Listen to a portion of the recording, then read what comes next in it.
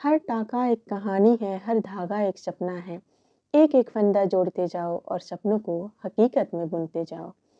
Hello दोस्तों, नित्या उपहार channel में आप सभी का बहुत बहुत स्वागत है। आज हम बनाएंगे एक प्यारा सा कुरसे कैंडी ऑर्नामेंट जो आपकी क्रिसमस सजावट के लिए परफेक्ट है और बहुत आसानी से बनकर तैयार हो जाता है। तो चलिए शुरू करते हैं। इसके लिए हमें चाहिए 2 रंग का कुरसेयान। मैं यहाँ लाल और सफ़ेद ले रही हूँ, आप अपने पसंदीदा धागा ले लीजिएगा। यहाँ हुक मैंने 3 mm का लिया है, कैंची और सुई ली है। और बेसिक स्टिच की बात करें तो इसे बनाने के लिए सिर्फ 4 स्टिच की ज़रूरत पड़ती है। Slip not, single crochet, chain stitch और स्लिप स्टिच। इन्हीं चारों की सहायता से जो पैटर्न बनकर तैयार होता है उसे हम रिब स्टिच कहते हैं। तो चलिए शुरू करते हैं। सबसे पहले हम बनाएंगे एक स्लिप नॉट। तो इस तरह से हम एक स्लिप नॉट बना लेंगे। स्लिप नॉट बनाने के बाद हम बनाएंगे 25 चैन, यानी कि 25 चैन।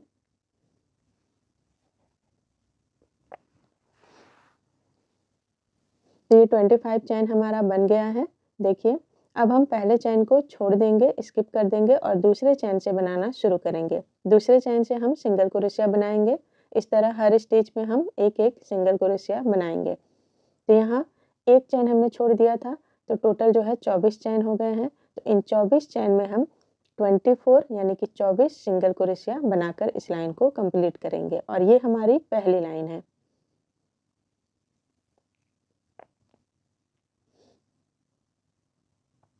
तो देखिए, ये पहली लाइन कंप्लीट हो गई है। अब हम यहाँ व्हाइट रंग का धागा जोड़ेंगे दूसरी लाइन बनाने के लिए। तो व्हाइट रंग का धागा जोड़ने का तरीका आप देख लीजिए, यहाँ स्किप मत करिएगा, ध्यान से देखिएगा।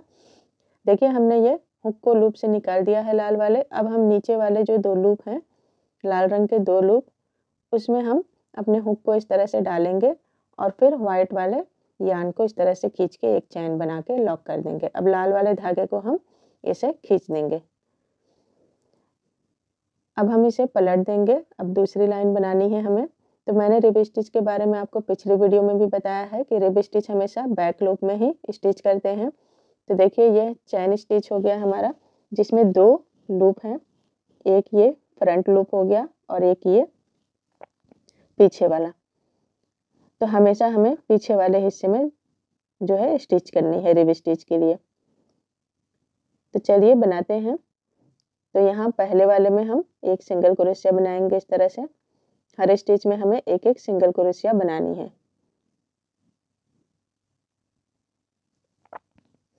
इस पूरे कैंडी में सिर्फ सिंगल क्रोशिया पैटर्न के द्वारा ही बनेगा ये पूरा कैंडी। तो ऐसे ही हम एक एक स्टिच में एक एक सिंगल क्रोशिया बनाते हुए इस लाइन को कंप्लीट करेंगे और इस लाइन में भी हमारे पास टोटल होंगे 24 सिंगल क्रोशिया।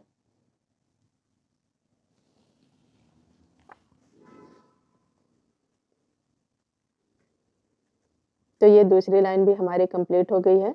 देखिए, अब तीसरी लाइन बनाएंगे, उससे पहले एक चैन बनाएंगे और फिर हम इसे पलट देंगे। पलटने के बाद फिर से हम बैक लूप में एक एक सिंगल क्रोशिया बनाते हुए इस तीसरी लाइन को भी कंप्लीट करेंगे और इस लाइन में भी हमारे पास टोटल होंगे 24 सिंगल क्रोशिया।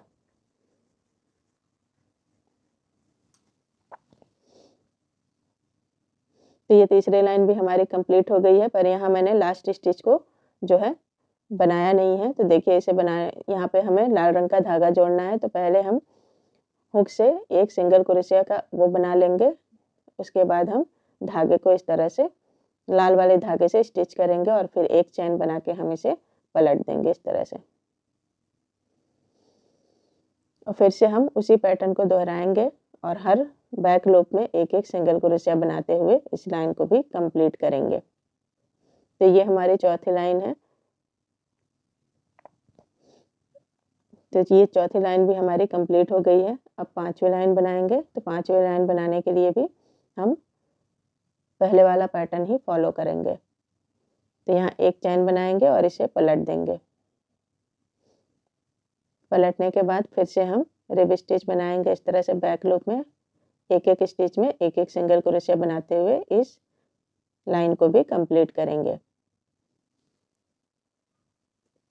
तो देखिए, 5वीं लाइन भी हमारी कंप्लीट हो गई है। अब हम व्हाइट कलर का धागा जोड़ेंगे। तो देखिए, ये लास्ट स्टिच हम बनाए नहीं है। यहाँ लास्ट स्टिच में पहले हम एक सिंगल क्रोशिया का लाल वाले धागे से बना लेंगे, पर जब इसे कंप्लीट करना होगा तो हम व्हाइट वाले से देखिए इस तरह से कंप्लीट करेंगे। ऐसे। तो यहाँ हमारा वाइट रंग का धागा जुड़ गया है और ये बहुत अच्छे से यहाँ पे सिक्योर हो जाएगा और पता भी नहीं चलेगा कि आप यहाँ पे वाइट कलर का धागा जोड़े हो, जोड़ने का कोई निशान नहीं आएगा। तो देखिए, अब फिर से हम उसी तरह पहले वाले पैटर्न को फॉलो करते हुए हर स्टिच में एक एक सिंगल क्रोशिया बनाते हुए इस लाइन को कंप्लीट करेंगे।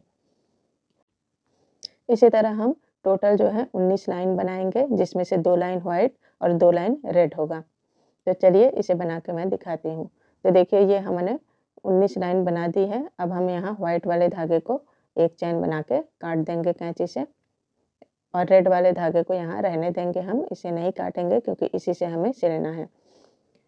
तो देखिए, ये पूरी 19 लाइन बनके तैयार हो गई है, जिसमें से ये 2 लाइन जो है व्हाइट कलर के हैं और 2 रेड कलर के, और टोटल जो है व्हाइट के 5 हैं और रेड के भी 5 लाइनें हैं।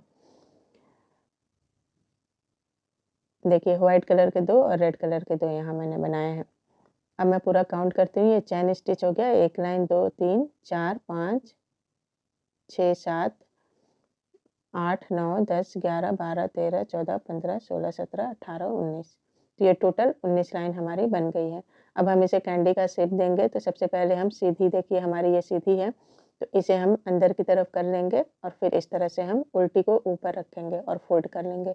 फोल्ड करने के बाद हम इसे स्लिप स्टिच की सहायता से सिलेंगे इस तरह से।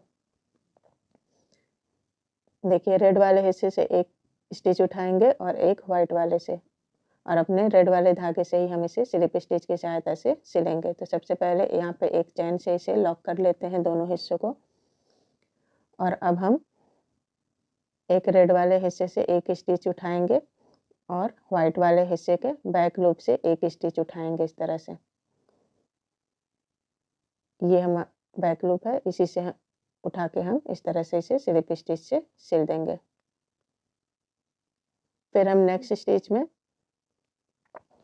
रेड से एक स्टिच उठाएंगे, नेक्स्ट स्टिच, और व्हाइट से बैक लूप का नेक्स्ट स्टिच उठाएंगे, और फिर यहाँ पे हम एक स्लिप स्टिच बना देंगे इस तरह। मैं आपको एक दो और बना के दिखा रही हूँ। देखिए, दोनों हिस्सों से एक एक स्टिच उठाएंगे, नेक्स्ट स्टिच, और फिर इसे स्लिप स्टिच की सहायता से जोड़ देंगे। इसी तरह करके हम जो है ये पूरी लाइन कंप्लीट करेंगे। यहाँ रेड वाले से हमें पूरा उठाना है एक स्टिच, और व्हाइट वाले से सिर्फ बैक लूप उठाना है।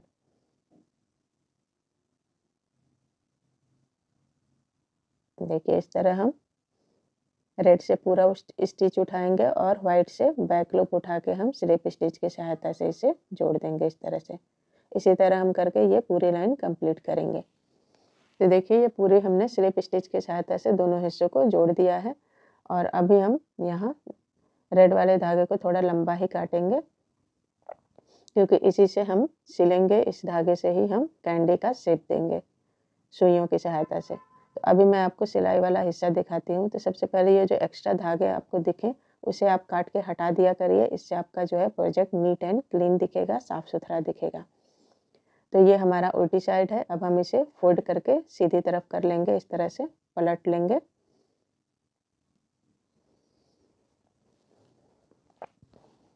पलटने के बाद मैं आपको सिलाई वाली जगह दिखाती हूँ कि कहाँ पे है, हम जहाँ पे हमने सिलाई की है वो कैसा दिख रहा है सीधा करके। तो ये देखिए, यहाँ हमने सिलाई की थी और यहाँ ये हमारी सीधी साइड है। बिल्कुल पता नहीं चल रहा है कि यहाँ पे सिलाई हुई है।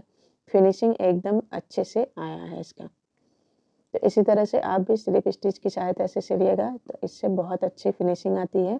बिल्कुल पता नहीं चलता रिब स्टिच में कि आपने सिलाई कहाँ की है। अब हम सुई की सहायता से इसे कैंडी का शेप देंगे। तो यहाँ धागे को हम सुई में डाल लेंगे।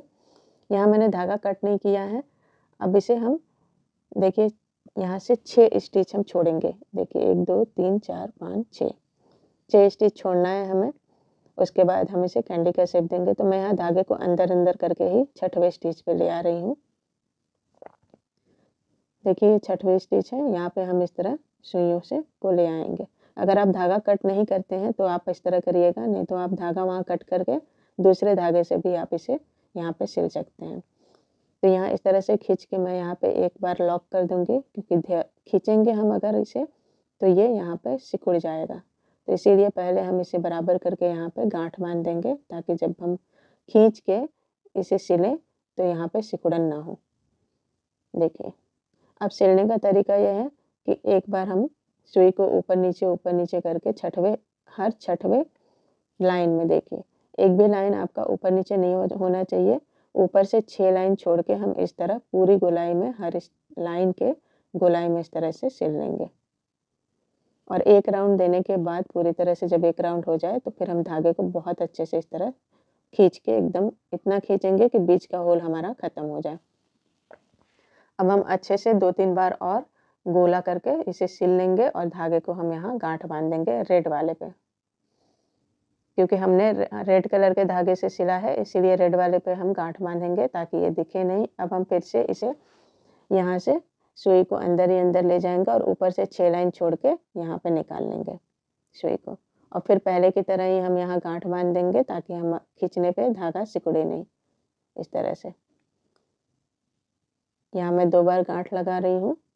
होने के बाद फिर से हम देखिए, यहाँ पे हमारा होल दिख नहीं रहा है। अब यहाँ कैंडी का शेप देने के लिए थोड़ा सा कॉटन इसके अंदर भर देंगे। उतना ही कॉटन भरेंगे जितनी हमें ज़रूरत है। आप इस तरह से देख लीजिएगा कैंडी का शेप देके कि ये अच्छा दिख रहा है कि नहीं। अगर कम लगे तो थोड़ा और कॉटन डाल दीजिएगा।